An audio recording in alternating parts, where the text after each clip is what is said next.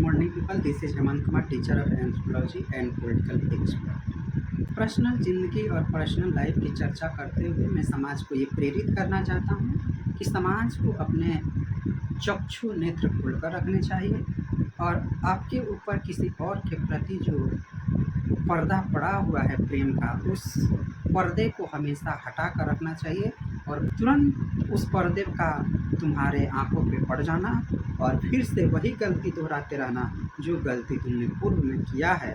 उस पर्दे को हटाने के विषय पे मैं चर्चा करना चाहता हूँ। सोशल मीडिया के ज़माने पे मैंने जब से सोशल मीडिया उपयोग करना शुरू किया तब से लेकर स्टेटस वार का खतरा मेरे ज़िंदगी में हमेशा रहा। बहुत वर्षों से यह मेरे साथ चलते आ रहा था कि मैं जो भी स्टेटस लगाऊं वो जो लोग अगर वैसी गलती किए हैं वो समझते थे कि नहीं मुझे कहा है, कोई और समझता था नहीं मुझे ही टारगेट किया है, नहीं मुझे ही टारगेट किया है। तो भाई तुम्हारे दिल में अगर है कि मैंने वो चीज़ें कही है, करी है, उसके साथ बुरा किया है, तब ना तुमको फ़र्क पड़ेगा। जब तुमने मेरे साथ कुछ गलत किया ही नहीं, जब तुमने मेरे प्रति इतनी नफ़रत की भावना रखा ही नहीं, तो फिर तुमको कैसे पता चलेगा कि मैं गलत हूँ या सही हूँ। और मैंने जो स्टेटस लगाया वो तुम्हारे लिए ही लगाया है। बहुत पहले की बात है, कॉलेज में भी ठीक ऐसी ही परिस्थिति हुई थी। मैं जो भी स्टेटस लगाता, मेरे साथ जिन लोगों ने गलत किया वो लोग कहते कि मेरे लिए ये स्टेटस लगाया है, फिर आकर लड़ाई करते। हम कहते कि भाई जब तुम मानते हो कि गलत किए हो तो तुम्हारे लिए होगा, जब तुमने गलत नहीं किया तो ये तुम्हारे लिए नहीं होगा। ठीक वही परिस्थिति आज 2025 में भी मेरे साथ होते चली आ रही है। मैं कई वर्षों से स्टेटस का ये कीड़ा मेरे अंदर घुसा और जो भी मेरी चीज़ें अगर दुख हुआ तो दुखी का, खुश हुआ तो खुशी का स्टेटस लगा देता था। और इससे लोगों को ये होता था कि नहीं मुझे चलाने के लिए लगाया है, नहीं मेरे लिए ही लगाया है। इसी विषय में कुछ चीज़ें ऐसी बनी तो हुआ क्या कि अगर मैं कोई स्टेटस लगाया, उस स्टेटस को किसी ने स्क्रीनशॉट लिया और मेरे किसी खास आदमी को भेज दिया कि देखो ये चीज़ें तुम्हारे लिए लगाया है। अब इस स्टेटस बार में हुआ क्या कि मैं जो भी स्टेटस लगाऊं तो अगर उसके लिए अच्छा हो तो वो कहता नहीं तुम्हारे लिए लगाया है, और उसको अगर सूट नहीं करता तो वो कहता जो तुम्हारे लिए लगाया है।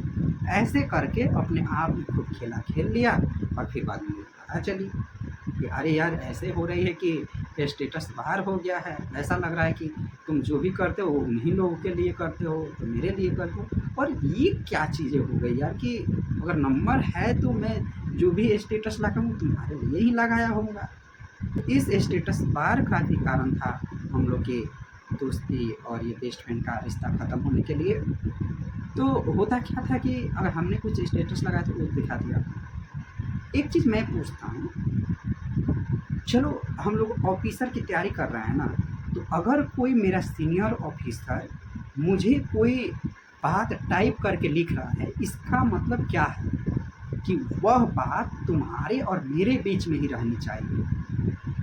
और तुम एक तुच्छ ऑफिसर होगे तो क्या करोगे, स्क्रीनशॉट लेकर अपने जूनियर को भेजोगे, चाहे अपने फेलो पैनलिस्ट को भेजोगे कि देखो उस व्यक्ति ने ऐसा मैसेज किया, और उसका और बॉस का अलग सा कनेक्शन हो तो फिर कैसे होगा। वो यही ना कहेगा कि तुमने जो बातें कही वो मुझे पता चल गई है। ये कौन सी महिलाओं वाली बातें, तुम लोग मुझे महिला कहते थे, तुम लोग ये कौन सी चुंगली वाली महिलाएं थे कि जो ये काम करते थे। मैं तुम्हारे से कुछ पर्सनल चैट पे बातें किया, वो स्क्रीनशॉट लेकर किसी और को भेजने की क्या ज़रूरत थी, किसी और को दिखाकर तुम क्या जताना चाहते थे, क्या मिला। चलो इससे फ़ायदा क्या हुआ, क्या फ़ायदा हुआ हमारा और उसका दोस्ती का रिश्ता तोड़कर, कुछ मिला, क्या मिला। मैं एक प्रश्न बोलूं कि क्या लाभ हुआ तुमको। मैं तो आज भी कहता हूँ उसके प्रति मेरी कोई नफरत नहीं, उसके प्रति जो मेरा पहले सम्मान था वही सम्मान मेरा भी है, अभी भी है, और उसे भी मैं कोई क्लीन चिट नहीं देता, ना तुम लोगों को भी कोई क्लीन चिट देना चाहता हूँ। मैं बस यही पूछना चाहता, उससे हुआ क्या, फ़ायदा क्या हुआ। हम अलग हो गए, हम तो अलग हो गए, अब क्या हो रहा होगा, क्या जो मान सम्मान मेरे प्रति उसका था वो ख़त्म हो गया, नहीं हुआ ना।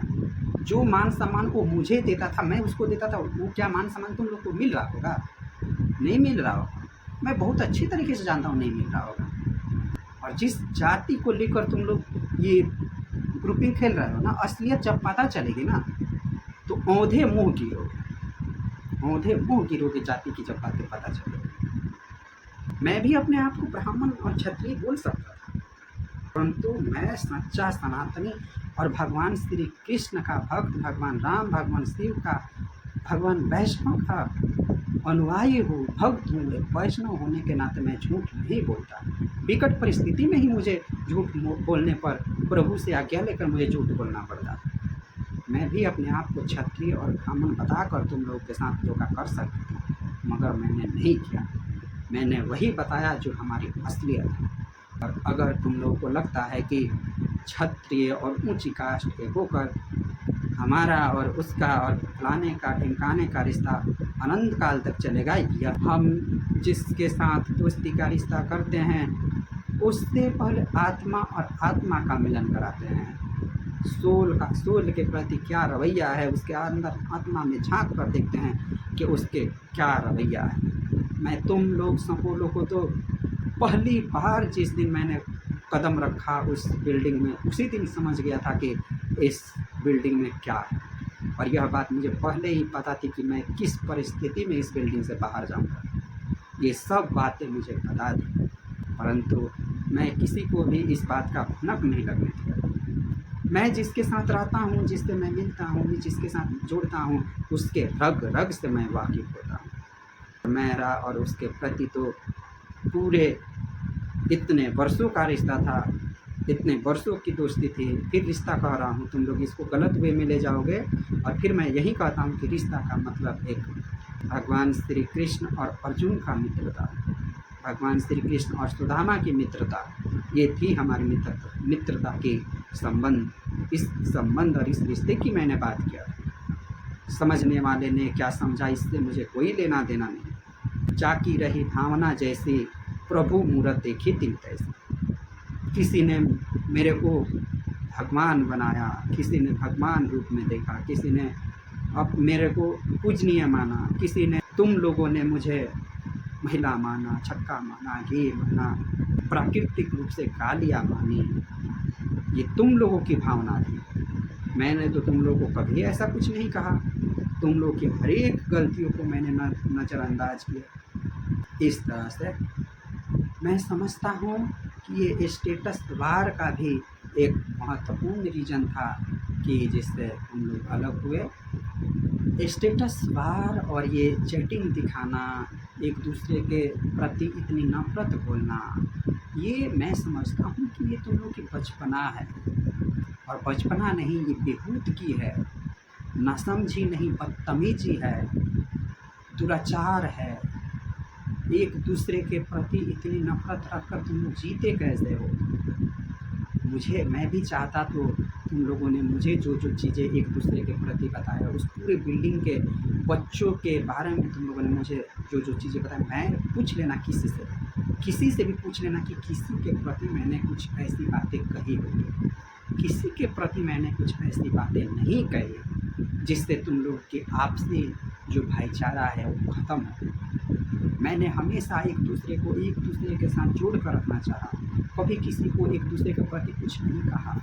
तुम लोग पूछ लेना, मैंने किसी के प्रति किसी को कुछ नहीं कहा। और वही चीज़ें कहा जिस चीज़ से तुम लोगों ने उसके कान में जहर घोला था, और उस जहर के बदले उसने जब मेरे से बात करने से इनकार कर दिया, तब मैंने सारी बातें बताई थी कि ये लोग सपोले हैं, एक दूसरे की बात इधर का उधर करते हैं और जो चीज़ें नहीं हैं उस बारे में भी बताते हैं। इसलिए मैंने उसको भी कुछ चीज़ें तुम लोग की बताई, और तुम लोगों ने क्या किया कि नहीं, हमारी तो कोई दिक्कत नहीं थी, उसी की सारी प्रॉब्लम थी। मैं आज तो वहाँ रिकॉर्ड करता हूँ, हाँ मैंने ही कहा था कि उसको इस बिल्डिंग से निकलवाना है, क्योंकि उस समय जो परिस्थिति थी उस माहौल में मैंने कहा था। आज ऑन रिकॉर्ड कर रहा हूँ, मुझे किसी से गिला शिकवा नहीं। मैं चाहता था कि वो इस बिल्डिंग से चला जाए, क्योंकि मैं नहीं चाहता था कि उन दोनों के रिश्ते के बारे में इस बिल्डिंग में छीछालेदर हो, इस पूरे बिल्डिंग में आफरा तफरी का माहौल मुझे, मैं नहीं चाहता था कि हम तीनों के जो दोस्ती का जो विशाल है, उसकी जो कड़वाहट है उस यह पूरे बिल्डिंग में फैले। परंतु इस विषय को उसने भी नहीं समझा, मैं समझ कर भी ना समझ रहा। और तुम लोग तो यही चाहते थे कि हम लोगों की दोस्ती का जो मिसाल है, एक बेस्ट फ्रेंड और एक दूसरे बेस्ट फ्रेंड के प्रति जो इतना प्यार और मोहब्बत है, उसको किसी तरह से ख़त्म किया जाए, छीछा-लेदर किया जाए। और उस छीछा-लेदर के डर से ही मैं डरता था, और इस छीछा-लेदर की डर से ही मैं ये चाहता था कि इस बिल्डिंग में हम तीनों चारों की दोस्ती का जो मिसाल है, वो इस बिल्डिंग में जो हम लोग की गलतियाँ हैं, हम लोग की जो छोटी-छोटी झगड़े हैं, वो उजागर हों। इस बात को उसने नहीं माना, और उस बात का छीछा-लेदर ये पूरे बिल्डिंग में हुआ, जिसके वजह से मैं बहुत परेशान रह रहा था। इसलिए मुझे उस बिल्डिंग को छोड़ने की नौबत पड़ी। मैं नहीं चाह रहा था कि उस बिल्डिंग छूटे, क्योंकि मेरी परिस्थिति बहुत विकट थी। मैं बहुत दुःख में था, मैं बहुत दर्द में था, मैं बहुत परेशान था।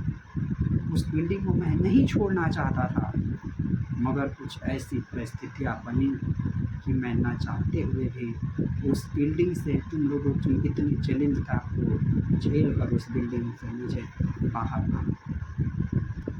अब फिर कहता हूँ, जाहि विधि राखे राम ताहि विधि रहिए। यही भगवान की लीला थी, और यही भगवान ने मेरे आँखों पर जो पर्दे पड़ी थी, उस पर्दे को हटाया, और मैं आज एक निश्चिंत अलग होकर एक अलग ज़िंदगी जी रहा हूँ, एकांतवास कर रहा हूँ। इसी के साथ मैं किसी को भी ना दोष देते हुए, सब अपने अपने परिस्थिति और वसूल और हिसाब से इस चीज़ का छीछा-लेदर हुआ। इसी के साथ मैं आज की चर्चा यहीं पे समाप्त करता हूँ। आप सब ने मुझे सुना, इसके लिए बहुत बहुत